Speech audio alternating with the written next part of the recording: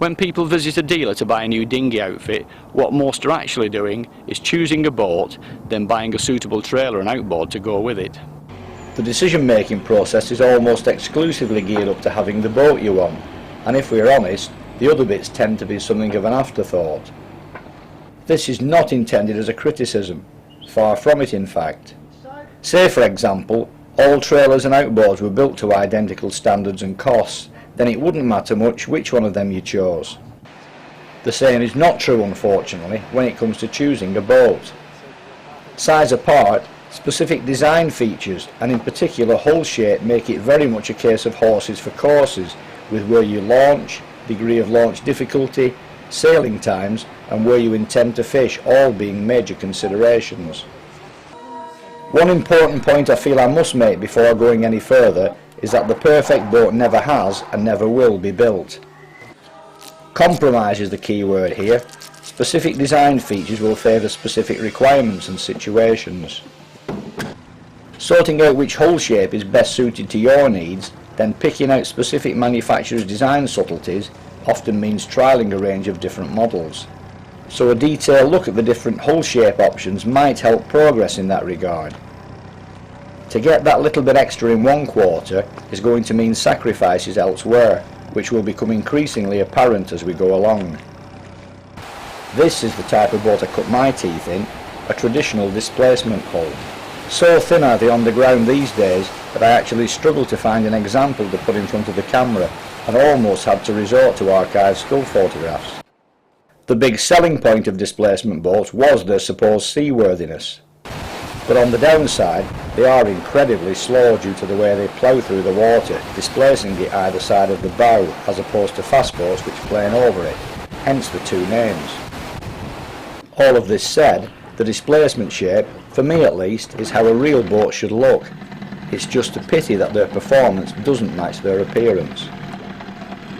Unfortunately, there is nothing that a displacement boat can do that cannot be equalled and in most cases bettered by many of the modern fast designs, which in addition have also got the pace to get you out of trouble quickly, though pace can sometimes get you into trouble as well.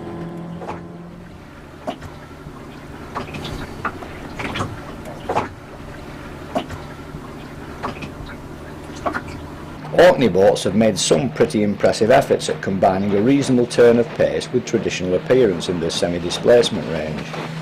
However, keeping some traditional design features has also meant hanging on to some traditional handling features too. There's nothing wrong with that, but for my money, displacement hulls were never as stable nor as seaworthy as nostalgia might have us believe, particularly in a beam on swell, and when the weight distribution, which includes walking about, is not kept laterally balanced. When I eventually made the step up from plodding to pace, it was to one of these things, a cathedral hull. 3 keels of equal length and depth forming 2 arches or tunnels provided me with what at that time felt like a breathtaking turn of speed. But as with all fast boat designs, to get the speed and maximise the fuel economy, the hull needs to be kept up on the plane with a suitable measure of engine power, which in turn equates to additional weight and cost. Weight isn't going to be a problem if you have a harbour or permanent water slip to launch from. But it can be an absolute nightmare if you use a tricky piece of beach with soft sand, shingled banks, bog holes and all the rest that open shore launching can bring.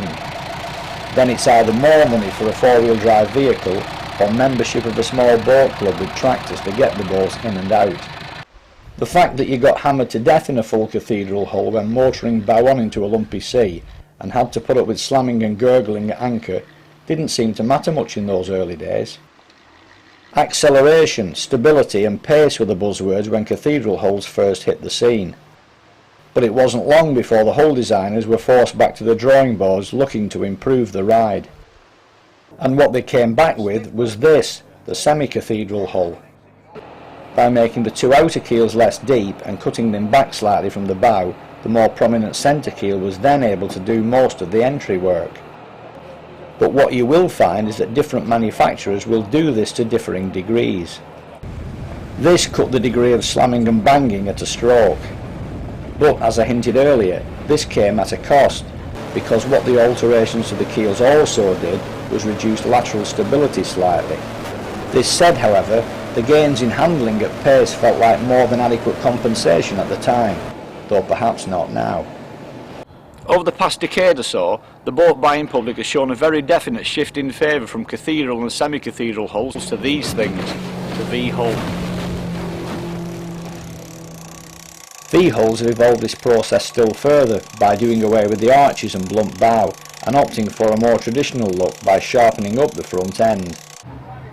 This, combined with some carefully engineered flattening towards the back underpart of the hull, gets them quickly up on the plane. V-hulls give a much improved riding to a choppy sea and have sacrificed little in the way of lateral stability in achieving this, helped in part by their wider beam. Right, Charlie. Get him in.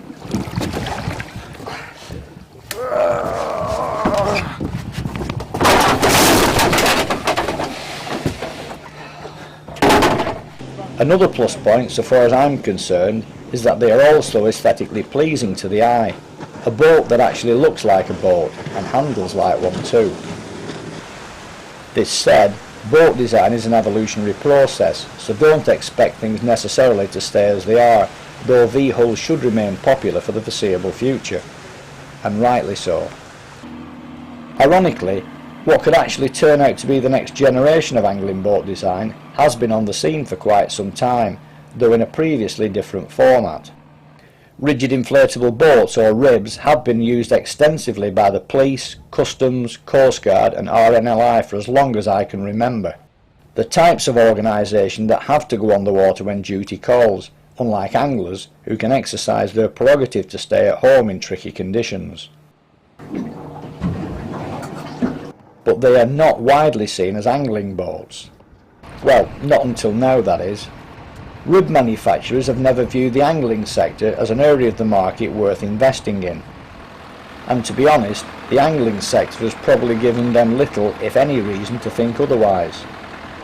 Because the V is carried on through from the bow to the stern, ribs can keep the power turned on in virtually any sea conditions, getting their lateral stability from their tubes. Reinforcement on the angling version makes this a very difficult boat to puncture. On a direct size-for-size comparison with GRP, ribs come out as a very much lighter and considerably more fuel-efficient boat. But on the downside, because there's always something, it is a very much more expensive boat to buy. Whatever boat you finally set your heart on, if possible, try to have a ride out in one on the sea before you buy. You may be able to get a test drive at the Southampton Boat Show if people on your own patch won't oblige. Alternatively, approach the manufacturer for a trial. That's what's happening here. Paul Haynes from Warrior is giving a demo to a prospective customer who has just driven all the way up from Devon to see how the Pro Angler performs. Fixtures, fittings, internal layout and stowage are a subjective thing. We all have our own ideas on what we do and don't want in a boat, but there are a couple worth mentioning here.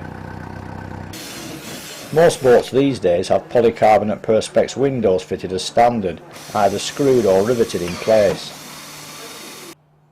Unlike rubber mounted windows, there is no chance of these being pushed through when pounded by a heavy sea.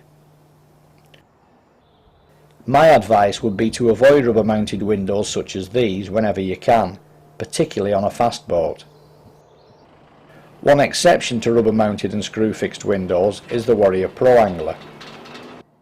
This model has toughened glass windows adhesion fitted in the same way as on a car, and like a car, they can take a windscreen wiper to improve visibility. One part of a trail boat likely to come in for unavoidable abuse is the keel, particularly if, like here, the boat is winched on after being beached. Sand is a particularly abrasive material that will wear away a gel coat over time. Boulders and concrete won't do a keel much good either. In years gone by, a protective strip of matting was glassed over the contact points and waxed gel sprayed to take away the tackiness of the resin. A more modern approach to the fiberglass rubbing strip is this plastic cover. Thankfully, keel band technology has come on in leaps and bounds since those early days of bedding them on silicone and screwing them straight through the hull onto wooden fasteners glassed inside the keel, which could, over time, lead to leakage into the floor cavity. Metal keel bands, unfortunately, had a bad reputation for leaking when they first arrived on the scene. Reputable manufacturers these days now bond the screws in place on the inside of the keel using polyurethane paste. This is demonstrated by this cross-sectional cut through a Warrior 175 hull. When the keel band screws are fixed in place, the keel is then filled with bonding paste as shown here, so that water ingress can never be a problem. By comparison to boat choice, deciding on which power unit to clamp to the back of your boat should be a fairly straightforward affair. To a large extent, final choice will be governed by three factors. The first of these is the boat manufacturer's maximum size rating, which if not adhered to would affect your insurance if it came to making a claim. Next comes emissions legislation governing brand new engines, which at the moment means either a 4-stroke or an Evinrude E-Tech 2-stroke. And of course, how much money you can afford to spend. But it's still worth doing a quick run through the good and bad points of 2-stroke and 4-stroke engines, as second-hand 2-strokes will continue to be legally available until they're all scrapped. 2-strokes are lighter, have better acceleration, and are cheaper to buy, service and maintain than 4-strokes. They are also mechanically more simple, so potentially there should be less to go wrong. 4-strokes on the other hand are cleaner to run, quieter, smoother, have better fuel economy and are more reliable to start. The plugs and carbs don't gum up either. But don't for 1 minute think that the 2-stroke manufacturers are going to take this one lying down. The Evinrude E-Tech is reported to be quieter, cleaner and more economical than even the best current 4-stroke engine. Outboard motors are by and large all pretty good these days. Different makes can have power discrepancies between similar rated engines, but you should be able to buy with confidence from any of the main manufacturers. The main trailer manufacturers also work to exacting standards too, so I'm not going to single out anyone as being any better than the rest. There are, however, a couple of points that I would like to explore. It wouldn't be unfair to say that some hull shapes are better suited to certain types of trailers than others. Your boat dealer or manufacturer is the best placed person to advise on that one. This said, wherever possible, go for a trailer with a self-centering swinging cradle like this one. It was Indispension who set this particular trend running in the UK, with most of the other trailer manufacturers now producing some variation on this innovative theme. Even in flat calm conditions, it can still be the devil's own job keeping a keel running true along a line of rollers fitted to a central spine. With a self-centering cradle, there is no need even to try. Simply crank the handle, or in this case, set the electric winch running and the boat will find its own way on. Galvanising, thank goodness, is now pretty much the norm when it comes to treating trailer metal. Avoid at all costs paint on metal that is going to be regularly dipped in the sea. Moving parts are another potential maintenance problem after being immersed in seawater. Water stands a very good chance of getting into the hubs whenever this sort of scene is repeated. The solution is to force that water out with a grease gun at the top of the slip before heading for home, preventing grease already in the hub becoming emulsified. Alternatively, fit bearing savers. These contain a grease reservoir which is fed under spring pressure into the hub as required, providing you keep the reservoir topped up. Last, but by no means least, is the subject of brakes. Any trailed unit with a laden weight exceeding 750 kilograms, regardless of the type of vehicle towing it, must be fitted with brakes. Needless to say, most trail boats these days do fall into this category. Brakes are an absolute pain to keep in good working order after they've been in contact with seawater. This is a good example of what can happen if you don't flush and maintain the brake drums regularly.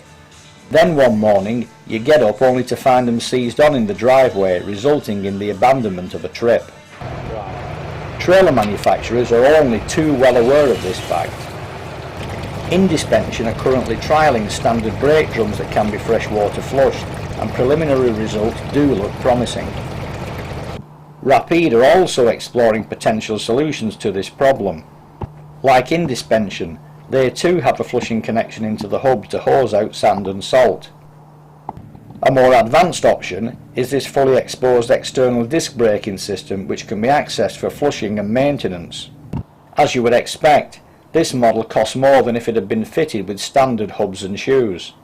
Whether it has a viable long-term future or not is something we will have to wait and see.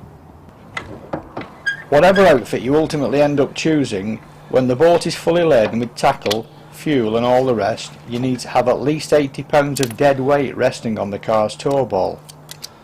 If you haven't, the winch post, cradle or axle may need to be moved, otherwise the tow hitch will bump up and down on the tow ball and could even start the trailer snaking on the back of the car, which in extreme cases can lead to an accident, which nobody wants.